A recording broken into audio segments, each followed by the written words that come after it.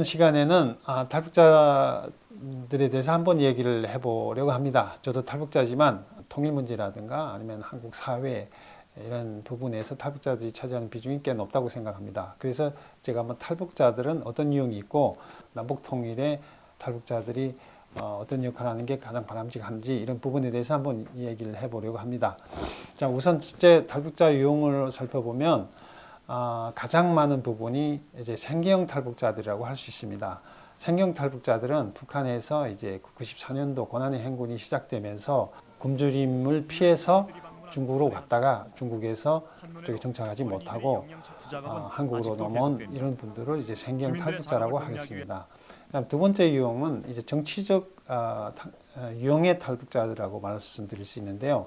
일종의 이제 그 항장엽 씨나 뭐 최근에 그 태영호 씨 같은 이런 분들이 이제 정치적 목적에 의한 탈북자라고 말씀드릴 수 있겠습니다. 그러니까 정치적 목적의 탈북자분들의 특징은 그 권력 기반에 있었던 분들로서 비교적 직업이 안정돼 있어 가지고 먹고 살 걱정은 없지만 북한 정부의 어떤 정권의 속성, 그다음에 독재 체제, 그다음에 개인의 자유, 민주주의 이런 이유를 근거로 북한을 탈출하게 된 것이죠.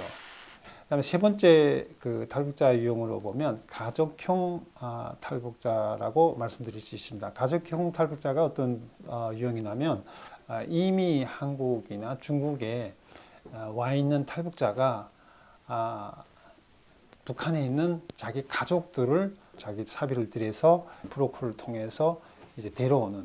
그때 당시만 해도 이제 그 북한에서 중국으로 오는 탈북 비용이 브로커 비용이 그렇게 비싸진 않았습니다. 근데 최근에는 뭐 최소한 500만 원 그 달러로 하면 5천 달러 이상을 이렇게 브로커들이 굉장히 많은 그것도 제일 싼 가격이 그렇고 비싼 경우에는 뭐 10,000불 이상씩 이렇게 부르는 경우가 많은데요.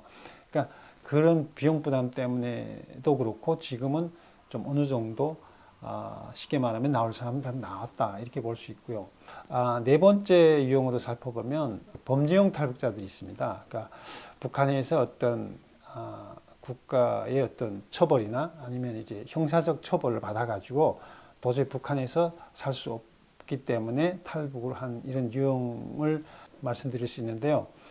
단편적인 실례로 신동엽 씨 같은 분들이 여기에 해당될 수 있다고 보겠습니다. 그러니까 신동엽 씨는 한때 이제 북한 인권 운동가로서 소위 이제 북한의 정치범 수용소에서 출생했다고 자신을 미화해서 국제 인권 그 국제 회의까지 가서 이제 증언을 하였는데 사실은 북한에서 이제 그의 어떤 사생활 자료에 대해서 이제 공개를 한다고 하면 그분은 북한에서 이제 어떤 성폭행을 해서 그 처벌을 받아서 교화소에 갔다가 우리 말하는 감옥에 갔다가 이제 거기서 탈출해서 나온 그러니까 이런 유형이 이제 북한의 어떤 범죄형 탈북자라고 하겠습니다. 그래서 가장 저는 북한에서 오신 분들이 탈북자분들이 대체로 이제 한국 분들이 생각할 때는 다 생계형 탈북자라고 이렇게 인식하는 경우가 많은데요. 사실은 탈북자들을 좀 여러 가지 유형별로 이렇게 살펴볼 이유가 있겠습니다. 그래서 뭐 북한에서 오신 분들은 이제 북한에서 왔기 때문에 북한에 대해서 모든 걸 다 안다 이렇게 말씀하시는 분들이 꽤 되는데요. 사실 북한이라는 국가가 정보나 지식이 제한되고 다양한 정보를 받을 수 있는 얻을 수 있는 기회들이 적기 때문에 저 포함해서 굉장히 제한된 정보만 가지고 있다는 이런 그걸 좀 감안하면서 북한에서 왔으니까 북한의 모든 것에 대해서 다 잘 알 수 있을 것이다 이런 생각은 위험한 생각이라는 점을 말씀드립니다. 그리고 제가 또 어느 유형에 들어갈까 저도 이렇게 고민을 해봤는데요. 제가 뭐 나름대로 이제 탑자 유형을 한 4가지로 분석을 해보면서 저는 아마 두 번째 정치적 목적에 의한 탈북이 아닐까 이렇게 생각을 합니다. 왜냐하면 저는 이제 북한에서 어느 정도 직업적으로도 안정돼 있었고 제가 뭐 그렇게 경제적으로 궁핍한 상황이 아니었고 그래서 저는 그 체제 자체가 싫었어요. 그리고 저희 형제들도 굉장히 기반을 갖추고 있는데 저는 뭐 그런 제도에서는 도저히 저희 미래가 없다고 생각했기 때문에 그렇다고 내가 뭐 정부를 반대를 해서 아니면 뭐 정부에 대한 어떤 그런 뭐 적개심이 불타서 나온 건 아니고요. 저 같은 경우에는 일단은 거기서 살기가 싫더라고요. 그 조직적인 문화, 그다음에 이제 그 구속돼 있는 그런 상황에 싫어가지고 저는 뭐 내 인생을 한번 자유롭게 살아보겠다 이렇게 해서 나온 경우거든요. 그래서 저희 집사람 같은 경우에는 이제 가족형 탈북자라고 할 수 있겠습니다. 저희 집사람 같은 경우는 제가 먼저 이제 한국에 2003년도에 와가지고 돈을 그때 당시 돈을 한 400만 원, 한 3,000달러 됐었죠. 4,000달러 줘서 이제 북한에서부터 중국을 경유해서 중국에서 뭐 별로 살아 2달인가 그렇게 이제 뭐 물론 대기하느라고 그냥 있었지 거기서 살아본 건 아니거든요. 그래서 그렇게 해서 이제 대사관을 통해서 이렇게 들어온 케이스인데 저희 집사람 같은 경우가 이제 가족형 탈북자라고 할 수 있겠습니다. 그래서 우리 많은 그 탈북자들이 이제 보수적인 성향을 가지고 북한에 대한 굉장히 이제 좀 적대적인 감정을 가지고 한국 사회에서 주로 이제 보수 쪽하고 이제 손을 잡고 통일 문제나 이제 남북 문제를 이야기하시는 분들이 꽤 많습니다. 최근에는 한국에서 이제 대학교를 졸업한 젊은 층들을 중심으로 해서 좀 진보적인 성향을 갖고 있는 분들도 좀 생겨나고 있긴 한데요. 어느 쪽이든 상관없고 우리가 어떻게 남한 사회나 남북 통일을 위해서 그 탈북자들이 역할을 해야 되겠는가. 다양한 그 견해가 있을 수 있습니다만은 북한에서 왔다고 특별하게 뭐 이제 더 잘해주거나 그렇다고 또 쟤들 뭐 저쪽에서 무슨 죄라도 짓고 온 애들일 거야 이렇게 경멸하기보다는 그냥 우리 사회가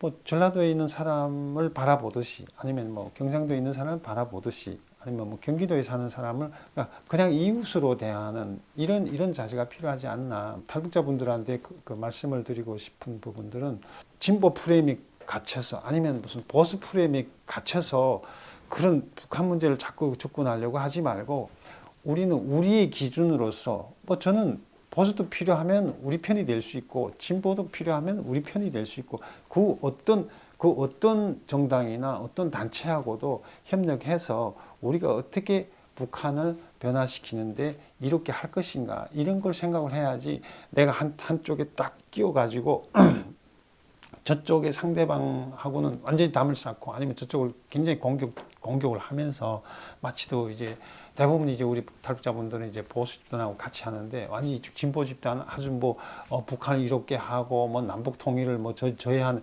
이런 세력으로 몰아가고 또 이쪽에 진영에 있는 사람들은 저 사람들은 도저히 뭐 그 용납할 수 없는 우리가 함께 갈 수 없는 이런 식으로 서로가 그 중화하고 미워하지 말고 특히 우리 같은 그 탈북자는 소수 집단이기 때문에 가능하면 그 너무 이렇게 진영 논리로 가는 건 좀 별로 바람직하지 않다고 생각합니다. 그리고 우리가 탈북자들이 그 남북 통일을 위해서 우리가 해야 될 일은 북한을 비난하고 북한의 어떤 단점을 자꾸 이렇게 북한에서 자기가 안 좋았던 기억들을 자꾸 꺼내서 이제 남한 사회의 어떤 그 남북 갈등을 부추기는 것보다는 어떻게 하면 북한의 변화를 이렇게 그 효율적으로 이끌어 갈 건지 사회에 보호해 주는 게 그게 이롭지 않나 이런 생각을 하고요. 북한 인권운동이나 북한 민주화운동을 하시는 분들한테 제가 말씀드리고 싶은 부분이 북한에 있었던 안 좋은 감정 그런 것들은 충분히 이해를 합니다. 이해를 하는데 가족이 어떤 그 처벌을 받았다거나 이러면 그게 이제 용납하기 어려운 부분이겠습니다만은 저는 이런 말씀을 드리고 싶습니다. 북한에서 어렵게 살았다고 그 감정을 계속 내가 갖고 있으면 우리가 언제 통일될지 모르겠습니다만은 우리도 모든 인간은 행복해야 될 권리가 있지 않습니까? 근데 그런 자기의 안 좋았던 기억을 계속 갖고 있으면 있을수록 본인의 삶은 행복해질 수가 없습니다. 지난 기간에 제가 이런 표현을 많이 듣는데요. 내가 성폭행을 당한 사람이라도 행복해야 될 권리는 있습니다. 그 성폭행 당했던 그 사실을 계속 기억하고 살아가는 그 인간의 삶은 행복해질 수가 없습니다. 마찬가지 원리로 저는 북한에서 뭐 그렇게 막 항상 기분 좋았던 일만 있었던 것도 아니거든요. 저도 이제 나름대로 북한 정부에 불만을 가질 수 있었던 여러 가지 사건들이 있었지만 저는 그런 기억들을 계속 오래 하면 본인의 삶에 별로 도움이 안 되고 그리고 내 인생이 행복하지 않습니다. 그래서 저는 좀 너무 북한에 속에서 지금 어떤 그 북한 인권운동을 하시는 어떤 여자분 같은 경우는 계속 자기가 피해당해 그 성폭행을 당하고 중국에 와서 그런 고통을 받던 그런 부분들을 계속적으로 다니면서 이제 강연을 하고 다니면서 할 때마다 또 우시고 뭐 감정이 북받쳐오니까 이제 그 우실 수도 있는데 저는 그런 부분들 보면서 한편으로는 좀 안타깝게 생각하는 부분이 그런 걸 자꾸 떠올릴 때마다 그 사람의 생은 행복해질 수가 없습니다. 그렇다고 그걸 우리가 완전히 잊고 그런 사실을 없던 일로 하자 이렇게 해서도 안 되겠지만 그때의 생각에 집착되어 있으면 행복한 생활을 이어갈 수 없다. 그래서 우리도 어찌든 거기서 나온 이유가 뭡니까? 그쪽보다 더 행복한 생활을 하려고 나온 거 아닙니까? 물론 그걸 싹 잊을 수는 없겠지만 행복하게 살아야죠. 그리고 북한 민주화운동을 하시는 분들도 한국 사회나 국제사회가 어떻게 민주화를 이뤄냈는지 이런 부분들을 좀 살펴보면서 북한 인권운동이나 민주화운동을 해주시기를 당부드립니다. 물론 저도 힘 되는 대로 물론 그 생각이 서로 차이가 있습니다만은 저에 대해서 이제 뭐 종북 분자라든지 뭐 간첩이라든지 뭐 빨갱이라든지 이런 표현을 하시는 분들 많으신데요. 좀 다양한 생각을 가지고 있는 사람들이 존재하고 있구나. 이것이 민주주의를 옳게 이해하는 기본이 아닐까 이렇게 생각을 해봅니다. 그래서 변변치 않지만 이번 영상은 여기서 마치도록 하겠습니다. 감사합니다. 다음 시간에 또 찾아뵙겠습니다.